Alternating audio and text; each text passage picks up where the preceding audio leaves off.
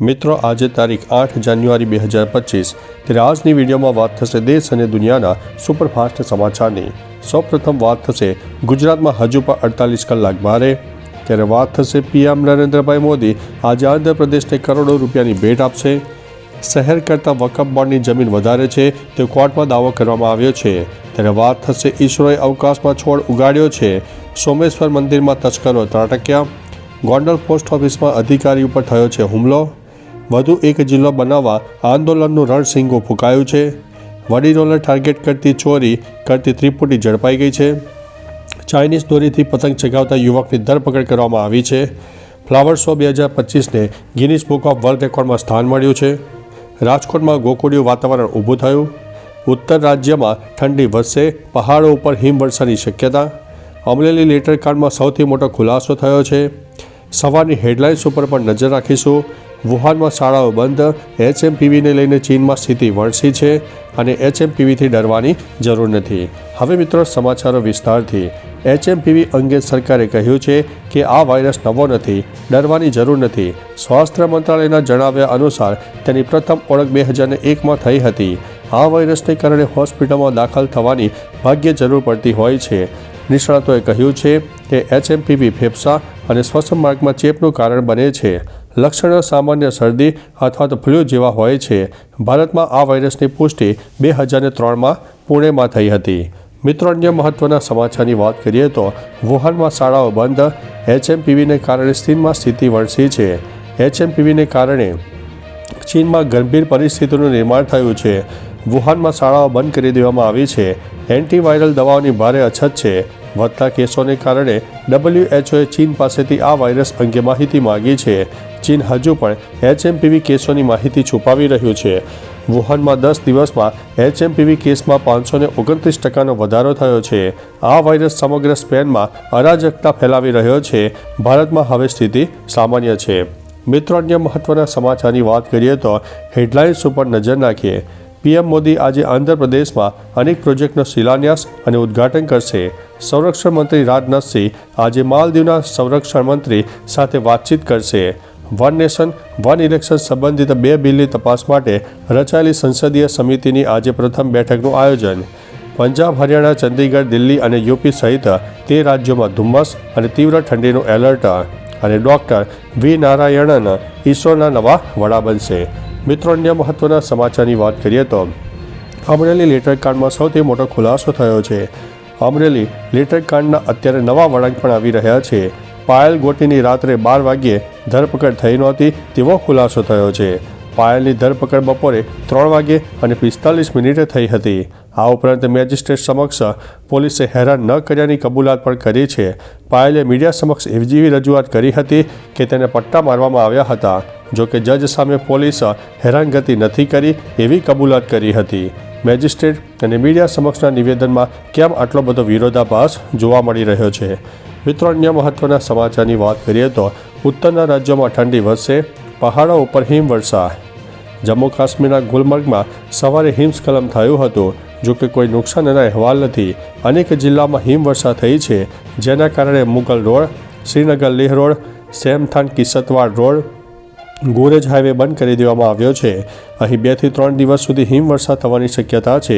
બીજી તરફ હિમવર્ષાની સાથે હિમાચલમાં વરસાદનું એલર્ટ જારી કરવામાં આવ્યું છે। ઉત્તરના રાજ્યોમાં ઠંડી વધશે। મિત્રો, અન્ય મહત્વના સમાચારની વાત કરીએ તો રાજકોટમાં ગોકુળિયું વાતાવરણ ઊભું થયું। રાજકોટ કૃષ્ણ ભક્તિના રંગમાં રંગાઈ ગયું છે। વૃંદાવન ધામમાં પ્રથમ દિવસે 56 ભોગના દર્શન કરવા મોટી સંખ્યામાં લોકો ઉમટી પડ્યા હતા। શ્રીનાથજી ધજા સાથે પ્રેમ મંદિર, મોતી મહેલ, શામળાજી મંદિરની આબેહૂબ પ્રતિકૃતિ પણ તૈયાર કરવામાં આવી હતી। 3 દિવસ માટે એટલે કે તારીખ 7, 8 અને 9 જાન્યુઆરીના રોજ નાથ દ્વારાથી ખાસ ધ્વજા આરોહણનો પ્રસંગ પણ ઉજવાઈ રહ્યો છે।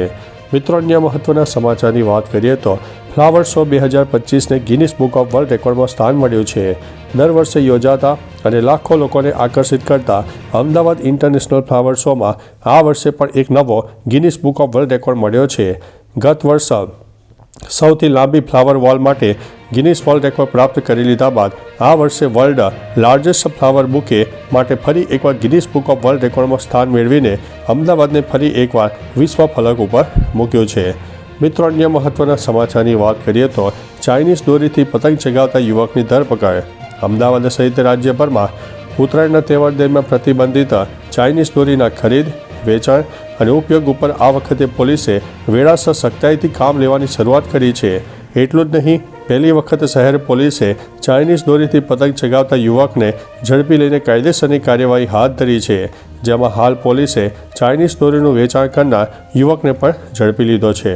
મિત્રો, અન્ય મહત્વના સમાચારની વાત કરીએ તો વડીલોને ટાર્ગેટ કરીને ચોરી કરતી ત્રિપુટી ઝડપાઈ છે. સિનિયર સિટીઝનને ટાર્ગેટ કરતી ગેંગની ફરિયાદોને લઈને ક્રાઇમ બ્રાન્ચના ઇન્સ્પેક્ટર જે.કે. મકવાણાની ટીમે તપાસ શરૂ કરી છે.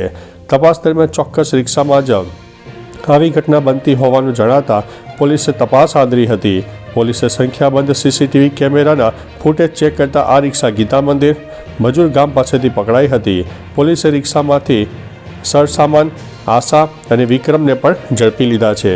મિત્રો, અન્ય મહત્વના સમાચારની વાત કરીએ તો વધુ એક જિલ્લો બનાવવા આંદોલનનું રણસીંગુ. બનાસકાંઠા જિલ્લાનું વિભાજન કરીને વાવ અને થરાદને જિલ્લો બનાવવામાં આવ્યો છે. જોકે હવે આ મામલે વિરોધનો વંટોળ ઊભો થયો છે. દિયોદરને ઓગળ જિલ્લો બનાવવા આંદોલનનું રણસીંગુ ફૂંકાયું છે. છેલ્લા 6 દિવસથી ઓગળ જિલ્લાની માગણીને લઈને સતત વિરોધ થઈ રહ્યા છે. ઉલ્લેખનીય છે કે ઓગળ જિલ્લા સંકલન સમિતિ દ્વારા દિયોદર પ્રાંત કચેરીએ અનશન પર બેસીને વિરોધ નોંધાવવામાં આવ્યો હતો. મિત્રો, અન્ય મહત્વના સમાચારની વાત કરીએ તો ગોંડલ પોસ્ટ ઓફિસમાં અધિકારી ઉપર હુમલો થયો છે. ગોંડલ પોસ્ટ ઓફિસમાં ઉશ્કેરાયેલા શખ્સે ધસી આવીને અધિકારી ઉપર હુમલો કર્યો. આરોપીના પિતા અગાઉ ગોંડલ પોસ્ટ ઓફિસમાં નોકરી કરતા હતા. ફ્રોડ કરેલ હોય જે બાબતે અધિકારી ઓફિસે બોલાવ્યા હતા, જેનો ખાર રાખીને મારા પિતાને કેમ બોલાવો છો કહીને ગૌરવે પોસ્ટ ઓફિસના અધિકારીને માર માર્યો. જો કે આ બનાવ અંગે પોલીસમાં ફરિયાદ પણ થઈ છે. મિત્રો, અન્ય મહત્વના સમાચારની વાત કરીએ તો સોમેશ્વર મંદિરમાં તસ્કરો ત્રાટક્યા. દાહોદમાં ચોરોનો આતંક વધી રહ્યો છે. હવે ચોરોએ મંદિરને પણ છોડ્યા નથી. વરોડના સોમેશ્વર મંદિરમાં તસ્કરો ત્રાટક્યા હતા. સામે આવેલી માહિતી અનુસાર દાનપેટી તોડીને રોકડ તેમજ આભૂષણોની ચોરી કરીને ફરાર થઈ ગયા હતા. આ મામલે લીંબડી પોલીસે ચોરોને ઝડપી પાડવા તપાસ હાથ ધરી છે. ચોર અંદાજિત 61,000 અને 500ની ચોરી કરીને પલાયન થઈ જતા પંથકમાં ચકચાર મચી જવા પામી છે. અજાણ્યા તસ્કરો વિરુદ્ધ ફરિયાદ દાખલ કરીને વધુ તપાસ હાથ ધરવામાં આવી છે. મિત્રો, અન્ય મહત્વના સમાચારની વાત કરીએ તો ઇસરોએ અવકાશમાં છોડ ઉગાડ્યો છે. ઇસરોએ 30 ડિસેમ્બરના રોજ શ્રી હરિકોટાથી સ્પાર્ડેક્સ એટલે કે સ્પેસ બ્લોકિંગ પ્રયોગ મિશન લોન્ચ કર્યો. તેની સાથે મોકલવામાં આવેલા એક છોડના બીજમાં પાંદડા ઉગી નીકળ્યા છે. ઇસરોએ સોમવારે તેની તસવીરો પણ જાહેર કરી. 2 દિવસ પહેલાં તેના અંકુરણનો ફોટો પણ સામે આવ્યો. ઉપરાંત compact research module for orbital plant studies દ્વારા અવકાશમાં છોડ ઉગાડવામાં સફળતા મળી છે.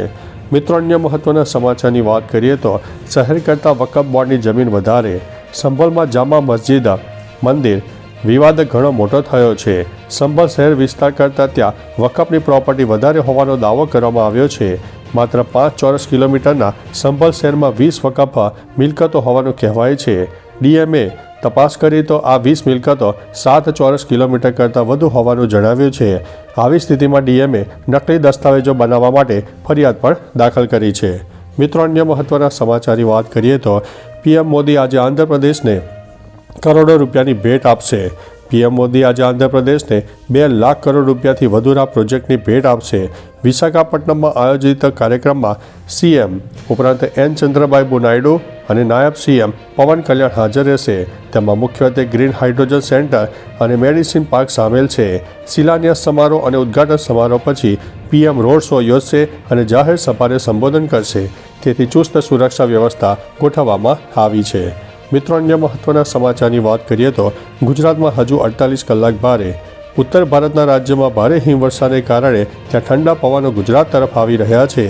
તેથી છેલ્લા 2 દિવસમાં રાજ્યમાં તાપમાન 4 થી 5 ડિગ્રી ઘટી ગયું છે.